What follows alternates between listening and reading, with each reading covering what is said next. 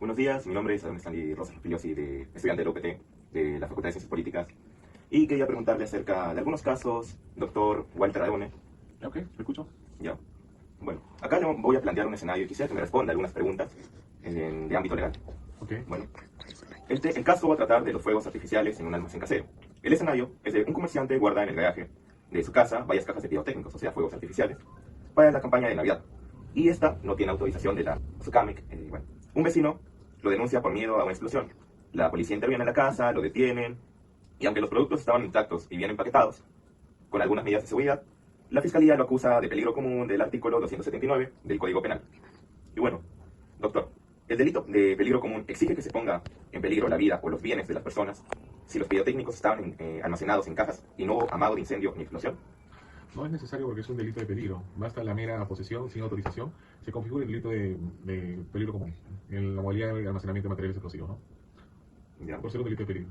Ya. Bueno, esas serían todas mis preguntas. Okay. Buenos días, doctor Walter. Mi nombre es Yanela Alexander, soy también estudiante de Derecho de la Facultad de Ciencias Políticas. Bueno, en mi caso yo le voy a hablar un caso acerca del narcotráfico. ¿Ya? En 2025, las autoridades peruanas intensificaron operativos contra organizaciones dedicadas al tráfico ilícito de drogas en la Amazonía. Se descubrieron pistas de aterrizaje clandestinas y rutas usadas para transportar cocaína, marihuana hacia otros países mediante avionetas vinculadas al crimen, ¿no?, organizado internacional. Entonces, el caso evidenció cómo el narcotráfico ha penetrado en sí comunidades amazónicas y utilizan tecnología y logística más sofisticada también. Entonces, mi pregunta para usted sería, considerando que muchas organizaciones de narcotráfico operan mediante redes transnacionales y utilizan comunidades vulnerables para sus actividades, ¿cree que el derecho penal peruano actual es suficiente en sí para sancionar eficazmente a los verdaderos líderes de esta organización? ¿O termina castigando principalmente a los eslabones más débiles de la cadena criminal? En realidad, nuestro sistema judicial y también los operadores jurídicos han progresado, ¿no? Porque antiguamente, si veíamos un penal, no veías los jefes de las organizaciones o grupos delictivos. Y actualmente las cárceles a nivel nacional ya están purgando condenas. Si me preguntas cómo podría combatirse, cómo podría reducirse, yo creo que es a través de una cooperación internacional, ¿no? Lo que se está haciendo actualmente, por ejemplo, la DEA, Estados Unidos, provee al Perú con logística, tecnología, medios para los cuales se pueda combatir, ¿no?, el narcotráfico a nivel nacional, ¿no? Y tenemos convenio con otros países también, por ejemplo Chile, nosotros que estamos en Tacna, a través de cooperación internacional para poder cruzar información y poder encarcelar, ¿no?, a estas personas que se dedican al tráfico de drogas. O sea, en realidad ha progresado, hemos evolucionado y esto podría mejorar si mejoran nuestras relaciones, ¿no?, a través de cooperación internacional con otros países, ¿no? En este caso sería con Bolivia, ¿no?, y Ecuador. Gracias, doctor. Muy buenos días, doctor Manuel Guerrero. En esta oportunidad queríamos entrevistar a usted, doctor, con un caso. Sí, bueno, ¿qué se trata el caso? En el caso dice un médico inyecta una dosis letal de morfina a un paciente con cáncer terminal que sufría dolores insoportables. El paciente había dejado un video y una carta firmada ante el notario, suplicando que acabaran con su vida. El médico lo hizo por compasión, en clandestinidad y sin orden judicial. La fiscalía decidió no aplicar el artículo de homicidio doloso, lo que puso formalmente de homicidio simple, el artículo 106 del Código Penal, pidiendo una pena de cárcel eterna. La pregunta sería, doctor, si la fiscalía formaliza la investigación por homicidio simple, ignorando el móvil de piedad, ¿cuál sería la primera estrategia procesal? Si la fiscalía ignora los hechos respecto al pedido del paciente, si no lo coloca en su denuncia, creo que me iría mejor al proceso judicial, porque yo podría poner una excepción de procedencia de acción siempre y cuando el fiscal haya hecho referencia a los actos que nos pueden inducir a que el homicidio ha sido un homicidio piadoso, ¿no? En cambio, si el fiscal en su denuncia, sin utilizar estos elementos y denuncia el homicidio simple, yo debería ir a juicio para utilizar justamente estos elementos de prueba y cambiar la figura del homicidio simple a homicidio piadoso. Y lograr de repente una terminación anticipada y una respuesta de manera que el médico podría hacer tener una pena de que no tiene el caso pendiente. Muchas gracias, doctor Manuel Guerrero. En esta oportunidad muchas gracias a usted. Buenas tardes, hoy vamos a entrevistar al doctor Guerrero sobre el tema de la utopía, el caso del incendio de la discoteca Utopía. Bueno, llegando a la pregunta, es desde su perspectiva, ¿cuáles son las dificultades que en este caso llega a tener el Poder Judicial, el Ministerio Público, la Policía, para poder encontrar el culpable, la solución a este tipo de hechos? Obviamente voy a emitir una opinión, porque antes de Utopía hubo un incendio que también generó costos sociales, fue el incendio de Mesa Redonda, donde se perdieron más de 190 vidas. Lamentablemente los temas mediáticos han impuesto en esta sociedad que algunos temas tienen más importancia que otros, como el tema de Utopía, ¿no?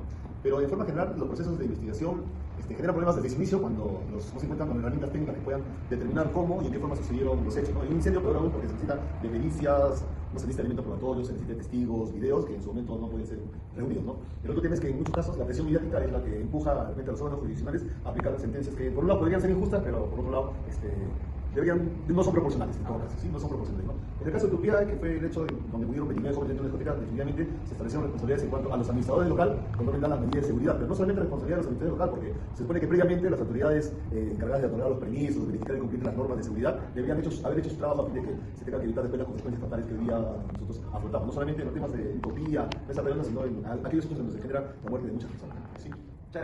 Buenas tardes, profesor. Me presento, mi nombre es Baltasar Valle. Quiero presentar un pequeño escenario, un pequeño caso. Un grupo de manifestantes coloca piedras y troncos en una vía férrea para impedir el paso de un tren de carga de una protesta social. La empresa ferroviaria alerta a la policía antes de que ocurra un accidente. El tren logra detenerse a tiempo y no produce daños materiales ni personas heridas. La fiscalía acusa a los organizadores de delitos contra los medios de transporte y comunicación previstos en el Código Penal. La pregunta que le quiero hacer a usted es, doctor, en los delitos contra los medios de transporte y comunicación, ¿se exige la afectación opuesta al peligro de seguridad de transporte? Si el tren logró detenerse a tiempo y no hubo descarrilamiento ni daños concretos, ¿basta la sola colocación de obstáculos en la vía para cumplir el delito? ¿O la defensa puede alegarse ausencia de peligro concreto o la defensividad? A ver, primero ten en cuenta que el entorpecimiento de las vías de comunicación, porque la norma que es una norma de peligro abstracto, o sea, no necesariamente se tiene que producir el principio de lesividad, ¿no? Y en este aspecto hay un debate porque acá en los temas de cerrar vías de comunicación, por la protesta justamente iría en contra del derecho a la protesta que tienen algunos ciudadanos, iría en contra de la democracia supuestamente, ¿no? Entonces, desde el punto de vista legal, si solamente hay entorpecimiento de la vía, desde el momento que han colocado piedras, desde el momento que obstáculos han impedido el libre tránsito del tren en este caso, ¿no? Cosas diferentes de que solamente fuera una protesta pacífica, ¿no? Que hubiera marchas, que no hubiera ejercicio de la violencia, entonces yo pienso que no se podría llegar a la culminación de un evento delictivo, pero en este caso yo considero que al ser el verbo rector, el entorpecimiento, ya el tren tuvo que detenerse, o sea, ya evitó que el tren como vía de comunicación llegue a su destino, entonces yo considero que sí había una afectación de carácter penal. Sí. Bueno, esa sería la pregunta, profe. Muchas gracias por su tiempo. Ha sido un gusto, pero yo creo para servirlos con la gusto. Buenas tardes, compañeros y profesor. El día de hoy estoy con el abogado Franz Alexis Barrios Cabrera. Yo soy la estudiante de Ana Estefany Jesús Barrios de la Facultad de Derecho de tercer ciclo. Doctor, el día de hoy quiero decirle un caso del curso de Derecho Penal. Un conductor ebrio choca su auto contra un poste de luz a las 2 de la mañana. No hay heridos, solo daños materiales. Cuando llega la policía, el conductor se asusta y se niega rotundamente a pasar la prueba del alcoholímetro. La fiscalía lo detiene y lo acusa de 2 delitos: de conducción en estado de ebriedad y de desobediencia a la autoridad. La pregunta que le tengo es, si su patrocinado se negó a pasar el examen etílico, ¿cómo la fiscalía hace para saber si la persona estaba en estado de ebriedad? Y, ¿usted cómo llevaría este caso? Bien. En este sentido, existe una gran controversia, la cual fue resuelta por el TC, y que existen personas de que normalmente no quieren pasar el dosaje etílico, por lo cual existe una figura, y la figura se llama la apreciación etílica, que es emitida por el especialista del laboratorio. Con ello se puede acreditar que la persona efectivamente ha ligado licor, ¿no? Ahora, en cuanto a la segunda pregunta de cómo llevaría el caso, me cogería un principio de oportunidad, y cómo lo haría, primero que todo, tendría que reparar el daño. Es decir, usted me narró que el conductor estaba en estado etílico a las 2 de la mañana, chocó con un poste, el poste número 5, por ejemplo, de una urbanización. Ahora tenemos que saber a quién le pertenece el poste. Como bien sabemos, es Electrosur. Entonces, Electrosur ya tendría que ser una parte procesal en este caso, ¿no? Entonces tendríamos que reparar el daño con Electrosur. Una vez que lo reparemos mediante notaría, etcétera, podemos acogernos un principio de oportunidad. Quedaría solamente el delito de conducción en estado de ebriedad, a lo cual nos podemos acoger un principio de oportunidad. Ya no habría el delito de desobediencia a la autoridad, porque para que exista ese delito tiene que haber dolo. Es decir, la persona tiene que actuar con dolo para resistir a la autoridad, al mandato de la autoridad. En este caso no podría ser porque la persona está en estado de ebriedad, no está en sus cabales. Muchas gracias. Ya, listo.